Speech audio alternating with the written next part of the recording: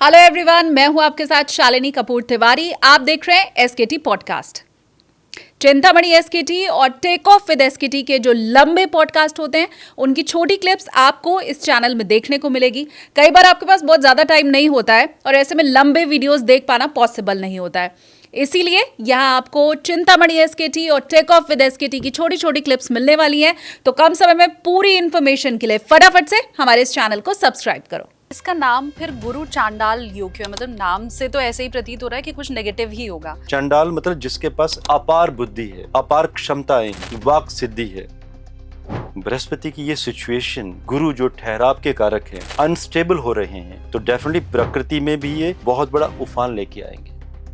हमारी जो सरकार है वो अस्थिर होगी। ये जो अभी आने वाले 6 से 8 माह है, ये हमारी भारतीय सरकार को भी परेशान करेंगे। सेंट्रल गवर्नमेंट अनस्टेबल होगी। ये सिंहासन है मोदी जी का, तो मतलब सिंहासन डोलेगा। दो पार्टियों का जो समर्थन उन्हें दिया गया है, हाँ। कोई ना कोई ब्लैकमेलिंग उस समय शुरू होगी। स्टॉक मार्केट में भी बड़े क्रैशेस के योग बने हुए हैं उस समय। मोहन भागवत जी ने ये कहा कि 75 साल के बाद रिटायर हो जाना चाहिए और मोदी जी इसी सितंबर में 75 के होने वाले हैं। ये जो योग शुरू होंगे, ये सत्ता से नीचे उतरने के योग शुरू होंगे। या तो आप स्वयं रेजिग्नेशन देंगे, या जनता आपके कहीं ना कहीं एंटी हो जाएगी, या तो सत्ता में कोई बड़ा परिवर्तन, राजा का बदलाव होता है। बीजेपी का सेल है, तो इनके लिए एक मैसेज भी है कि ये समय आपके लिए सही नहीं है। जैसे गुरु भाग रहे हैं अपनी स्पीड से ज्यादा, वैसे ही शेयर मार्केट भी भागे और अगले 7 साल तक भागे। ये होने वाला है या कुछ और है आपकी प्रेडिक्शन? स्विंग ट्रेडिंग पर ज्यादा ध्यान दें, एफएनओ एंड इंट्राडे से बाहर आ जाएं। तो ये समय उन्हीं लोगों के लिए सही है जिन्हें समझ है, शांति से चल रहे हैं, अतिचारी गुरु की जो स्थिति है उससे बचे हुए हैं।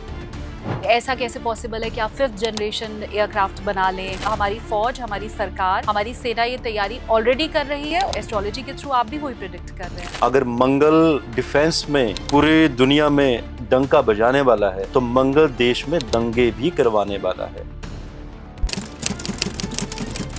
नमस्ते, प्रणाम, जय श्री कृष्ण, राधे राधे। मैं हूं आपके साथ शालिनी कपूर तिवारी, लेकर हाजिर हूं एक बार फिर से चिंतामणि एसकेटी पॉडकास्ट। कहते हैं अति सर्वत्र वर्जयेत। अति किसी भी चीज की बुरी है। आप जरूरत से ज्यादा खाना खाइए, जरूरत से ज्यादा व्यायाम कीजिए, जरूरत से ज्यादा पढ़ाई कीजिए, इन सब के लिए मना किया गया है।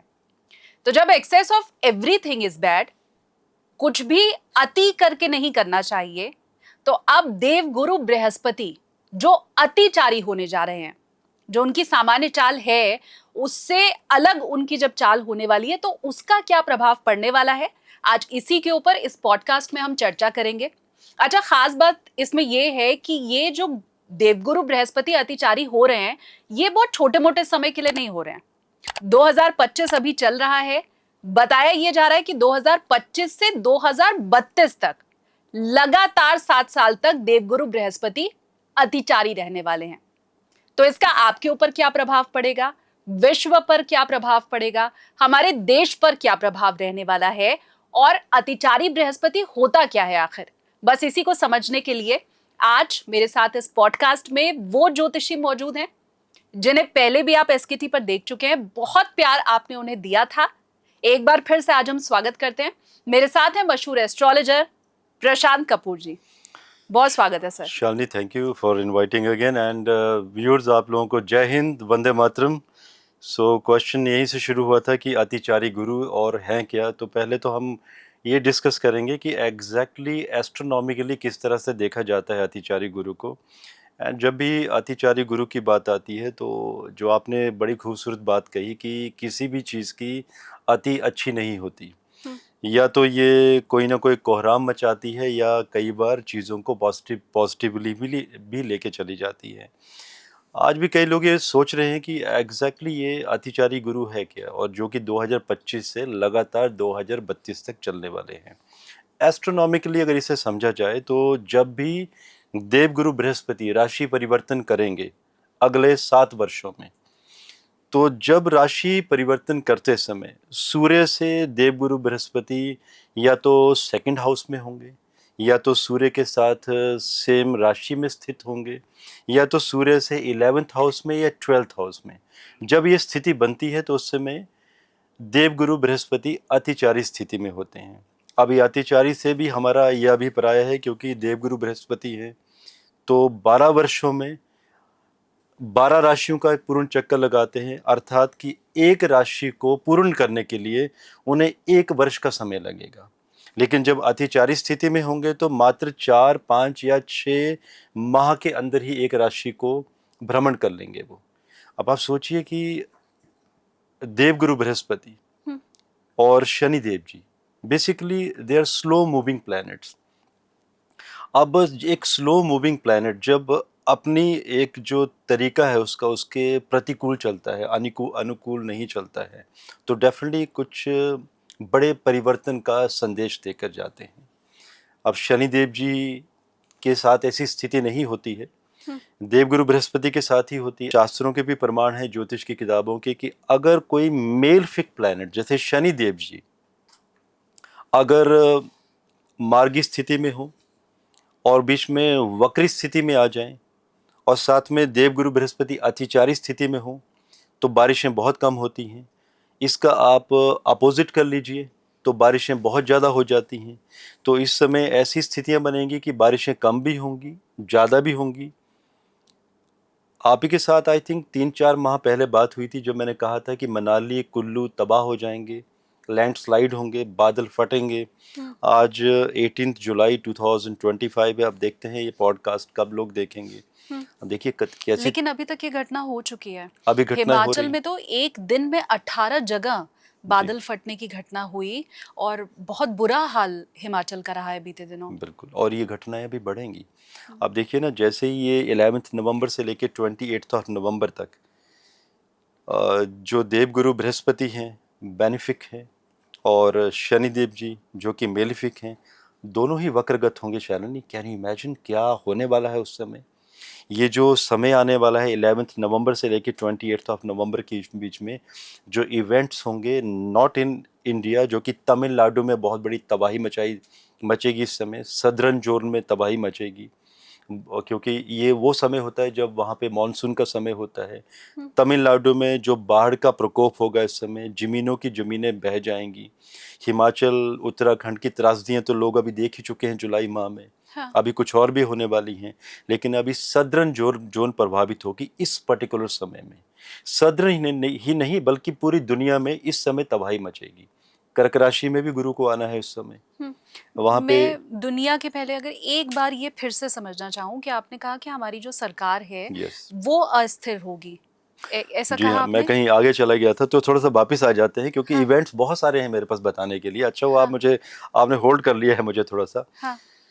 अब शालिनी 7 सितंबर को ये जो इवेंट होने वाला है, तो वृषभ लग्न की कुंडली निकल कर आ रही है चंद्र ग्रहण के समय में, उस समय, और 10th हाउस में चंद्रमा चले जाएंगे। 10वां घर सत्ता का भी है। हमारे भारत की जो कुंडली है वृषभ लग्न की कुंडली, चंद्रमा कर्क राशि के हैं, नेटल जो मून है, और उस समय लूनर एक्लिप्स चंद्र ग्रहण, चंद्रमा मकर राशि में होंगे, अष्टम होंगे अपने नेटल मून से गोचर के चंद्रमा। 8वां घर हर्डल्स, सरकार के लिए बड़ी बड़ी परेशानी है, और 10वां घर तो है ही सरकार का।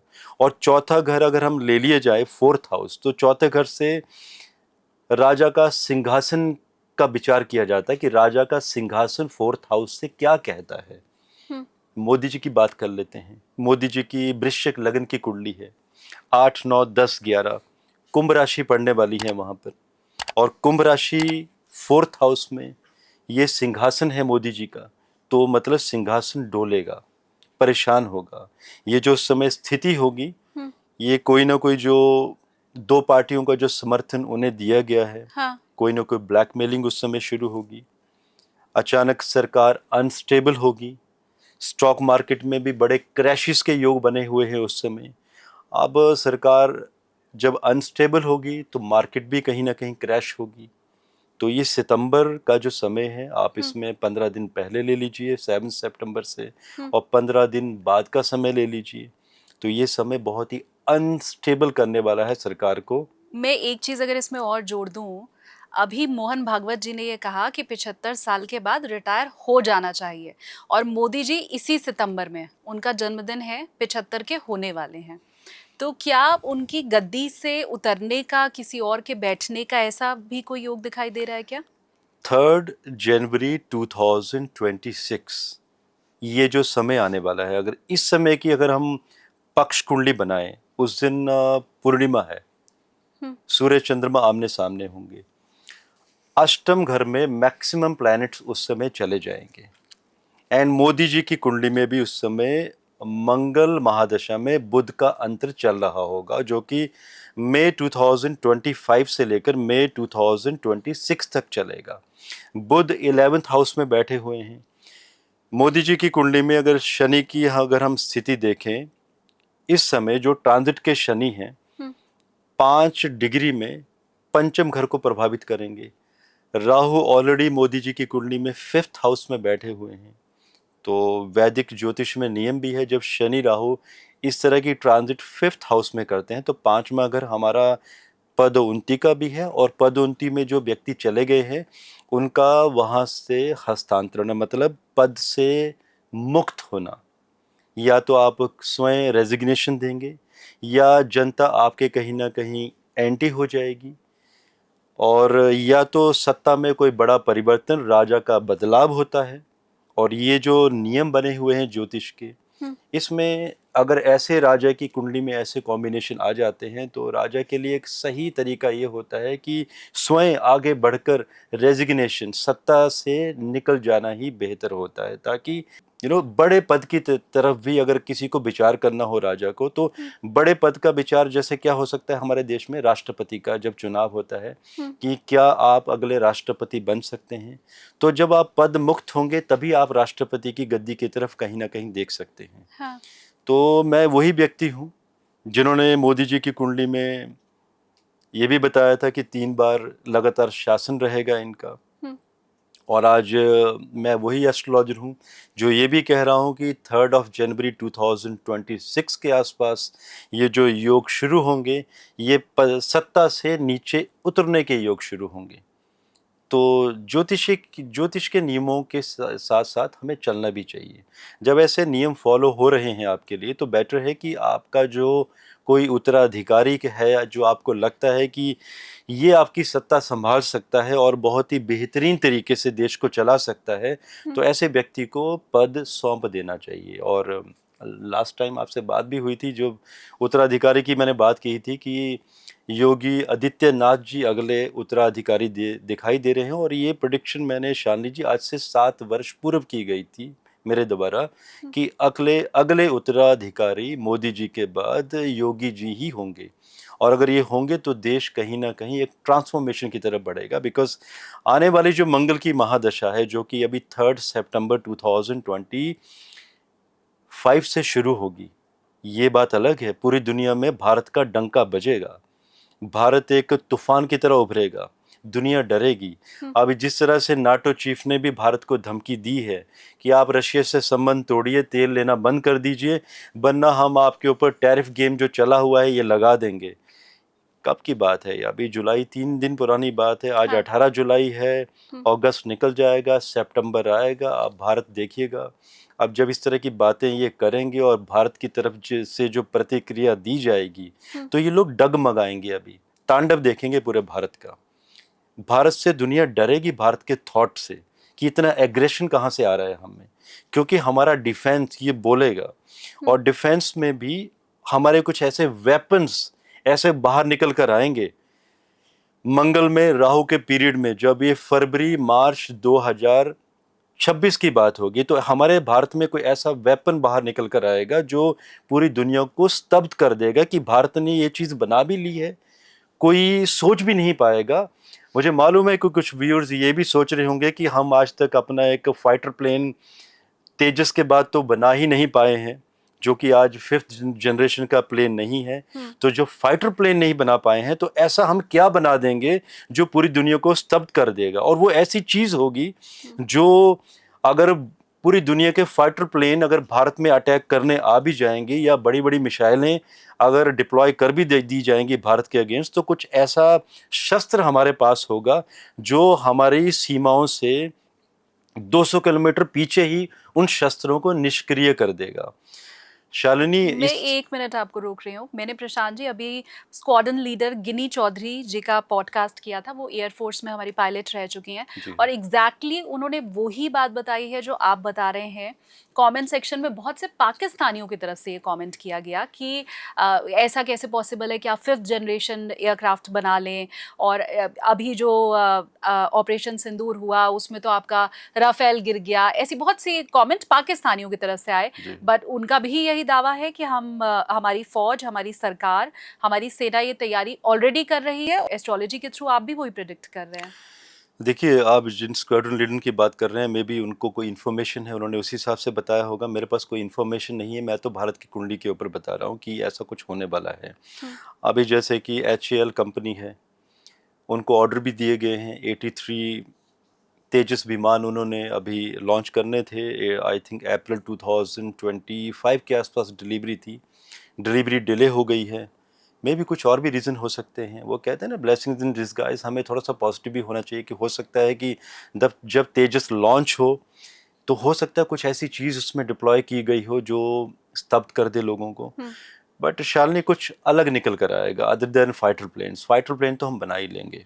और ये जो 7 वर्ष आगे मंगल के हैं, दुनिया भारत का दमखम देखेगी। दुनिया देखेगी कि डिफेंस में कोई ऐसा भी सोच सकता है। अभी जैसे इजराइल ने लेज़र टेक्नोलॉजी को उजागर किया, भारत कुछ इससे बड़ा करने वाला है। अभी आपने देखा ना, एक UK का एक फाइटर प्लेन अभी भी चर्चा का विषय बना हुआ था त्रिवेंद्रम में, जब उनका फाइटर पायलट कहता है कि ऑयल कम है, मेडे की बात करता है। बार बार जिस बातों का चेंज होना। तो हमारा जो कावेरी डिफेंस है, उन्होंने ऐसा लॉक मारा है उनके फाइटर प्लेन पे जो अभी भी स्टार्ट नहीं हो पा रहा है, कुछ हो ही नहीं पा रहा है। तो उसमें भी सोचिए कितनी सारी प्रतिक्रियाएं, कितनी सारी पॉलिटिक्स चली गई, और ये कहीं ना कहीं भारत में जांचने आए थे कि क्या कर रहे हैं। तो आप सोचिए हमारी टेक्नोलॉजी कितनी फास्ट है कि अगर ऐसे फाइटर प्लेन अगर अटैक करने आ जाते हैं तो आज भी हमारी टेक्नोलॉजी सबको लॉक कर सकती है।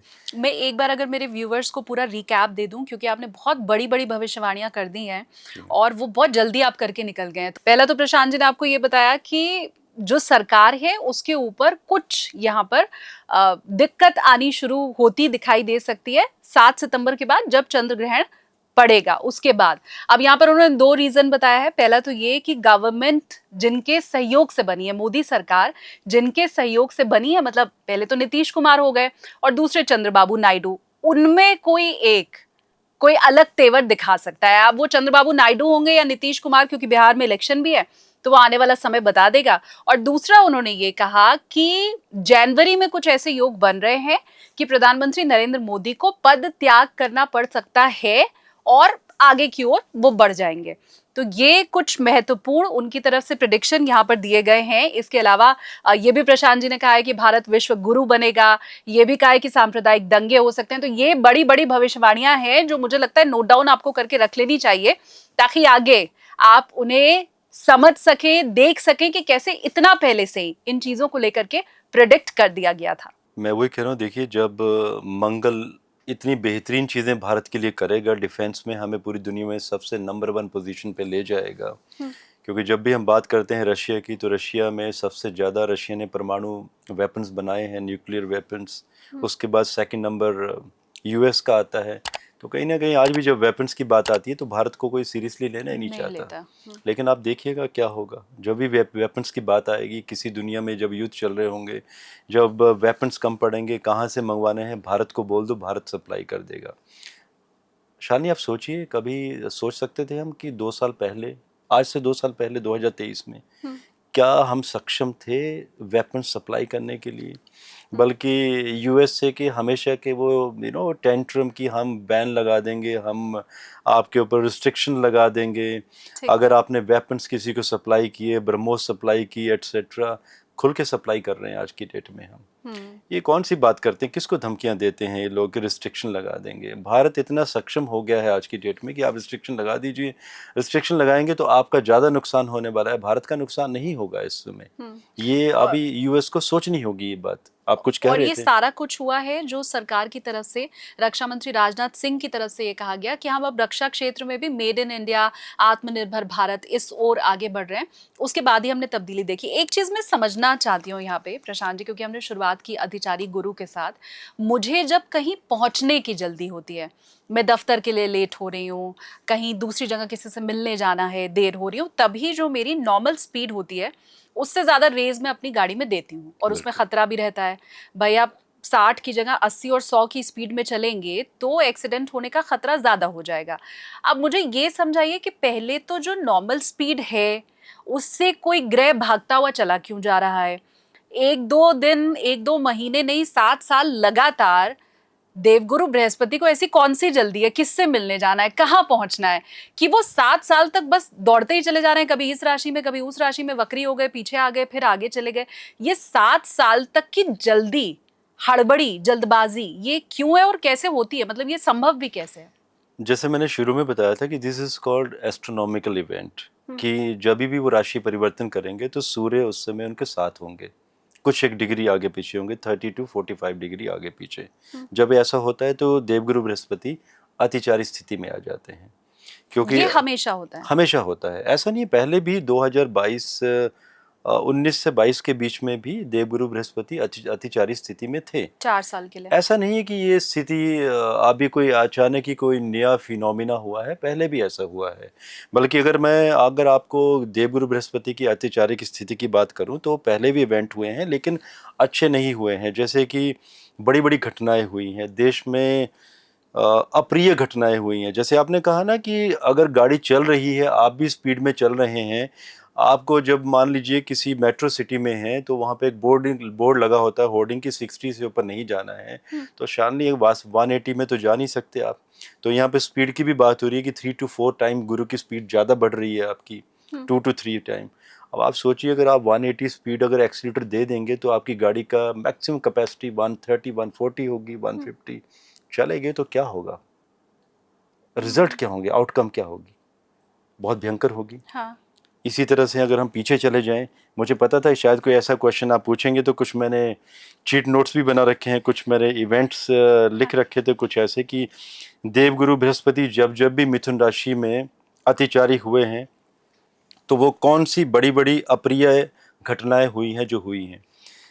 अगले वर्ष भी होंगे कर्क राशि में, उस समय हम अलग से डिस्कशन करेंगे कि कर्क राशि पर क्या प्रभाव पड़ेगा भारत की कुंडली में, क्योंकि भारत की कुंडली में सेकंड हाउस मारक है देवगुरु बृहस्पति का, और वृषभ लग्न के लिए वो हमेशा मारक रहे हैं। तो सोचिए ना आप, 1965 इंडो पाक वार हुई थी, देवगुरु बृहस्पति अतिचारी स्थिति में थे एंड शनि वक्रगत चल रहे थे उस समय। कोविड-19 आप ले लीजिए 2020-21 में कितनी मौतें हुई थी भारत में, स्थिति सही नहीं थी। षष्ठेश भी प्रभावित कर रहा था, छठा घर रोगों का एक्सपेंशन है। 2021 में मार्च में फिर से वेव आई थी, तो ये स्थिति 2020-21 लगातार चली है। केदारनाथ की घटना आज भी लोग भूल नहीं सकते हैं, जिसमें 6000 लोगों ने अपनी जान गंवाई थी। उस समय भी देवगुरु बृहस्पति अतिचारी स्थिति में थे, वो भी मिथुन राशि में चल रहे थे। इसके साथ साथ 1971 की इंडो पाक वॉर, उस समय भी यही स्थिति बनी हुई थी।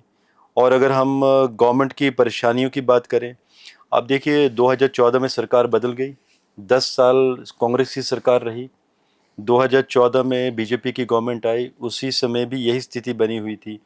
एग्जैक्टली 2001 में अटैक हुआ था हमारी संसद में, सेम स्थिति बनी थी। एंड 2002 में भी इसी तरह की अप्रिय घटना हुई थी, गोधरा कांड हुआ था गुजरात में, ट्रेन में कार सेवकों को जला दिया गया था। 2017 में फाइनल वर्डिक्ट आई है उसकी, सुप्रीम कोर्ट के द्वारा कितना लंबे समय तक वो केस चला, वहाँ पर कितनी अप्रिय घटनाएं हुई, कितने लोग उन दंगों में बाद में, क्योंकि गोधरा कांड मतलब उनको दंगों में कन्वर्ट हो गया वो बाद में। सेम स्थिति चली हुई थी देवगुरु बृहस्पति की।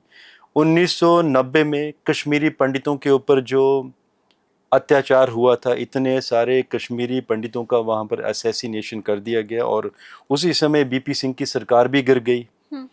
2003-4 की बात कर लीजिए। 2001 में जब मैंने अभी बताया कि संसद पे अटैक हुआ, गोधरा कांड हुआ, तो बीजेपी की सरकार चल रही थी। कहीं ना कहीं लोगों के जो इमोशंस थे हर्ट हुए, अनस्टेबल हुई सरकार बीजेपी की, लोगों का ट्रस्ट खत्म हो गया जब अटल बिहारी वाजपेयी जी सत्ता में थे और लोगों को यकीन भी नहीं था कि 2004 में कांग्रेस फिर से सत्ता में आ गई। लेकिन सत्ता में आई तो सोचिए, जब जब भी देवगुरु बृहस्पति भारत की कुंडली में मिथुन राशि में आए हैं तो लोगों को कहीं ना कहीं चंचल कर दिया है, लोगों के विचारों को बदल दिया है। तो यही जो मेरी रिसर्च थी, यही मेरा बेस था कहने का कि जब ये स्थिति अभी अतिचारी स्थिति बनी हुई है, जब लूनर एक्लिप्स आएगी, चंद्रमा का चंद्र ग्रहण लगेगा 7 सितंबर 2025 को, तो लोगों के मन थोड़े से चंचल हो जाएंगे क्योंकि इसका जनता के इमोशंस के ऊपर प्रभाव पड़ेगा। जो एक अच्छे नैरेटिव्स बने हुए हैं भारत सरकार के लिए, जो मोदी जी के साथ लोग खड़े हुए हैं, कुछ ऐसा बीच में होगा कि नैरेटिव अचानक ही लोगों का बदल जाएगा। जनता अचानक ही सरकार के अगेंस्ट हो जाएगी और करते करते जब 3 जनवरी 2026 आएगा तो जनता का जो इमोशंस हैं जनता के, वो सरकार के लिए अचानक ही बदल जाएंगे। एंड जिसके साथ जो सरकार को जिन दो पार्टियों ने समर्थन दिया है, नीतीश कुमार जी और चंद्रबाबू जी नायडू द्वारा, इनको अचानक खींचने की कोशिशें आनातानी चलेगी। या तो पीछे से बहुत बड़ा आरएसएस का प्रेशर, विश्व हिंदू का प्रेशर दिया जाएगा कि प्रधानमंत्री बदल दिया जाए। तो यही तो है वो अतिचारी स्थिति, जो प्रेशर है गुरु के ऊपर बना हुआ, और वो भी मिथुन राशि के ऊपर। कर्क राशि में आएंगे, फिर वक्री होंगे, शनिदेव जी भी वक्री, फिर शनिदेव जी मार्गी। आप सोचिए, जब दोनों वक्री हो रहे हैं, फिर एक मार्गी हो रहा है, एक वक्री हो रहा है। मेलफिक वक्री हो रहा है, बेनिफिक मार्गी हो रहा है, बेनिफिक वक्री हो रहा है, मेलफिक मार्गी हो रहा है। ये स्थिति चलेगी हमारी आने वाली कंडीशन जो प्लैनेट्स की 11 मार्च तक ये स्थिति चलेगी, 2026 तक। तो 11 मार्च तक हालात सही नहीं हैं देश के। अगर आप कहें कि इसके सॉल्यूशंस क्या हैं, अब शालिनी देखिए, आज की जो स्थिति है, मुझे मालूम है सरकारें खुल के नहीं बोलती हैं क्योंकि हमारी मीडिया टीम है छोटी सी एस्ट्रो कपूर में। तो कई बार जब मैं अपने वीडियोस भी देता हूँ या कई बार आपके साथ डिस्कशन पहले भी हुए हैं, तो कई बार होता है ना कि सरकारों के द्वारा भी सेम शब्द जो आपके और मेरे बीच में अभी नए शब्द प्रयोग में लाए गए हैं, वो कहीं ना कहीं न्यूज़ में सुनने को मिलते हैं। बाद में टीम नोटिस करती है कि सेम शब्द वहाँ पे प्रयोग किए गए हैं। इट मीन्स कि सरकारें हमारी बातों को सुनती है ध्यान से। तो अगर ये पॉडकास्ट कहीं गवर्नमेंट ऑफ इंडिया सुन रही है, उनका जो बीजेपी का सेल है, तो इनके लिए एक मैसेज भी है कि ये समय आपके लिए सही नहीं है। अगर मंगल डिफेंस में पूरी दुनिया में डंका बजाने वाला है, तो मंगल देश में दंगे भी करवाने वाला है। मंगल देश में एक बड़े धर्म और पंथों के बीच में कम्युनल राइट्स भी करवाने वाला है, सेक्स स्कैंडल भी करवाने वाला है। सप्तम घर आपका डिवोर्स, मैरिज के केसेस, डिवोर्स की घटनाओं को भी करवाने वाला है।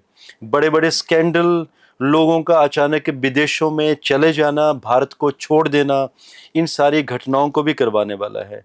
गुड न्यूज़ में एफडीआई का भी भारत में बड़े पैमाने पर निवेश भी होने वाला है। तो कुछ प्रिय घटनाएं भी होंगी, अप्रिय घटनाएं भी होंगी, सरकारें अनस्टेबल होंगी। तो ये डिस्कशन का माध्यम यही है रिसर्च करने का कि ये कैलकुलेशंस हैं, और अगर ये कैलकुलेशन सरकारें आज समझ लेती हैं तो बेटर है। अगर आपको पता है कि कुछ ऐसा बुरा होने वाला है तो इसकी तैयारी पहले कर लीजिए। देखिए, कोई भी ग्रह अच्छे बुरे नहीं होते। अगर ग्रहों के कोई बुरे परिणाम निकलने हैं तो उसके लिए सॉल्यूशंस, गाइडलाइंस होती हैं कि आप अपनी तैयारी कर लीजिए। अगर देवगुरु बृहस्पति आपके लिए कुछ अहित करने आए हैं तो तैयारी कीजिए ना, आप उसके लिए सॉल्यूशंस निकालिए।